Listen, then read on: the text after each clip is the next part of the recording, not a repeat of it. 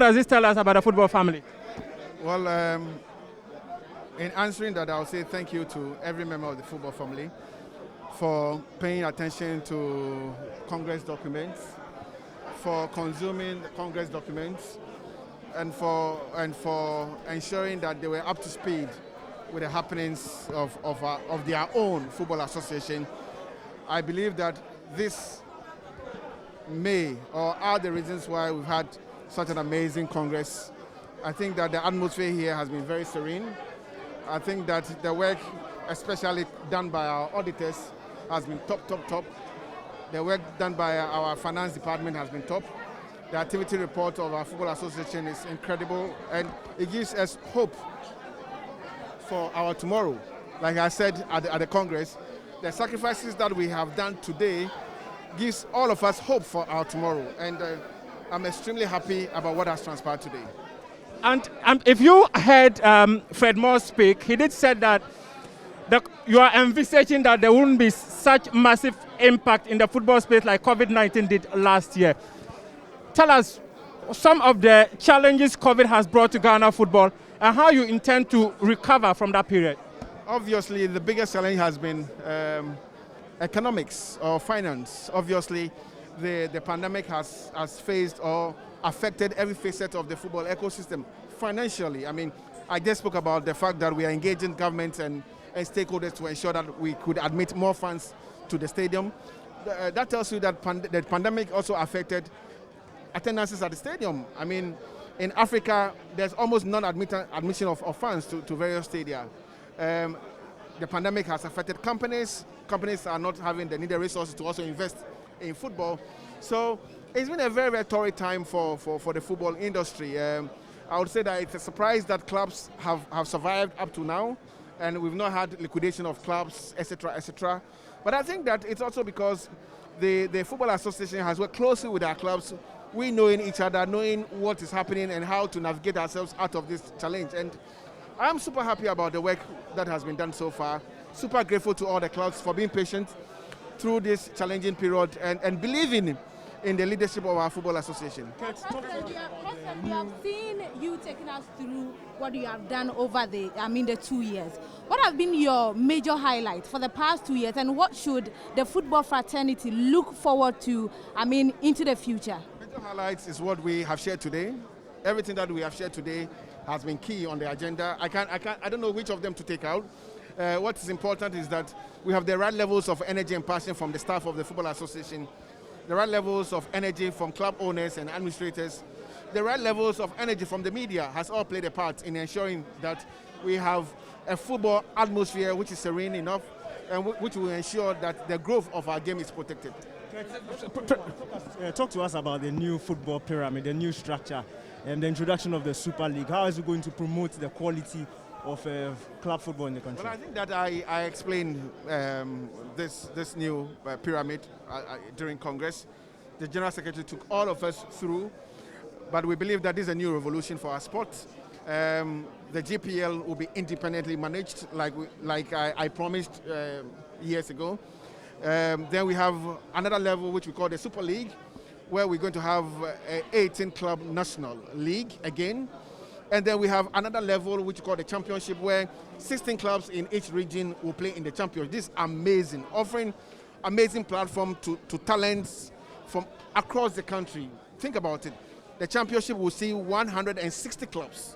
This is crazy, okay? Amazing platform for all the clubs to develop their players to the level that will be noticed by national team selectors, media, and everybody in the football ecosystem at a very, very, very cheap rate, so to say. Quality football, high level, but obviously manageable expenditure, so to say. Okay, so just a quick one. This one has to do with the no vaccination, no entry policies. That's where I'm coming to. I had the privilege of going through the Congress document in the last 1 week, and one would say that whatever the FA generated in terms of gate proceeds was not even up to 500,000 Ghana cedis. And this talks about some of the challenges clubs do go through because people don't come to the stadium.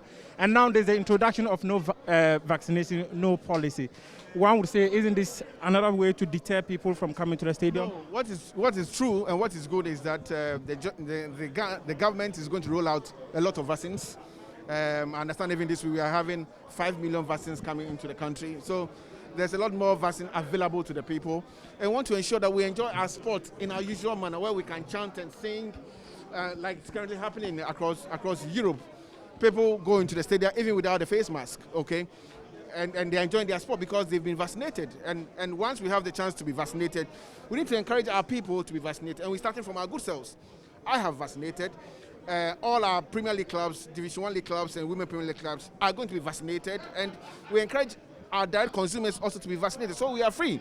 Because at the end of the game, players will go out into the system and they don't want to be at risk anymore. Okay, so I would encourage everybody to be vaccinated so we can enjoy our footy again.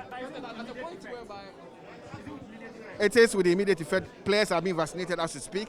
The government is rolling out the vaccines again this week. So it's happening side by side. President, at the point whereby players decide that I'm not going to get vaccinated because it's happening in the NBA where Kyrie says he will not get vaccinated. What is going to happen to such a player? Or maybe I am positive. I believe that everything is possible, and we're going to encourage all our players to be vaccinated.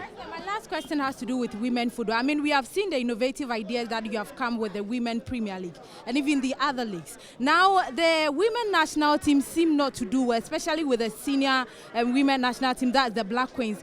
What efforts are you, putting in place to see the Black Queens at the top level that we have always, seen them perform? Well, I think that there's heavy investment in women's football in general by this football association. And that includes investment in all our national teams. All our national teams have been preparing from U15 girls, U17 girls will soon be in camp, U20 girls are in camp. The Black Queens have been in camp. The Black Queens have seen enormous development, and the evidence can be seen in the last game that we witnessed. They were super good against Nigeria in both games. Unfortunately, the scorelines didn't reflect, but it is normal, especially when the format of the competition does not protect the superpowers of football on the West African coast. And that has been one of my clarion calls at the CAF level. I want the format changed, because Africa must be represented by the best clubs, by the best nations, by the best countries, by the best national teams. And if it is that Ghana has to play against Cameroon, against Nigeria, against Ivory Coast, it is not fair, okay? And I've spoken at varied levels of football in the world. And it's something that I'm going to push until that justice is done, okay? The Black Queens deserve to be at the next level of the game. They were totally dominant in both legs against Nigeria, but they lost. It doesn't mean there's no right levels of investment. We are investing. The positives are there. The girls are happy. And I call on everybody to be on our side to develop the women's game, because we are putting a lot of energy in this perspective. I have one. Like I said, guys, we all have one goal, one vision. We may define how we want to deliver the vision, okay? It doesn't mean your opinion is wrong. It doesn't mean my opinion is wrong. So let's take and stay by our national teams. For me, that's most important. I have one final question. all the time is the structure. I quite remember in the 20 level, Coach Karim Tito was complaining about the structure, playing big teams whereby we go for tournaments and we don't have Nigeria, sometimes we don't have Ghana. In the case of Black Queens, you're not going to have Ghana in the AFCON and the World Cup. What do you make of the structure?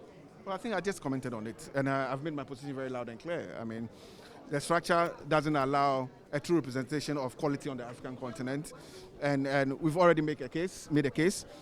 As the president of WAFO, I've already made a case, and I think we're going to continue to push until we have a fair representation of quality on the African continent, especially when it comes to big tournaments. Okay, my final question. When you were talking about investment, you did mention about the $100,000 for getting footballs for RFAs and the clubs under them. You talked about the investment in the boreholes project.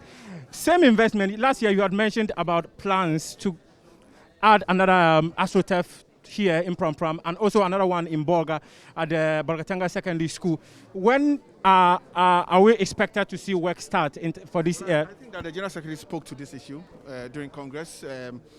The two pitches in Pram Pram here, the two new ones, or two proposed new ones in Pram Pram here and in Bolga is going to take off. I mean, for Bolga, the process is started already. For Pram Pram, we have small challenges regarding paperwork, etc. But it's well within plan. It's been approved by the council. It's been approved by Congress.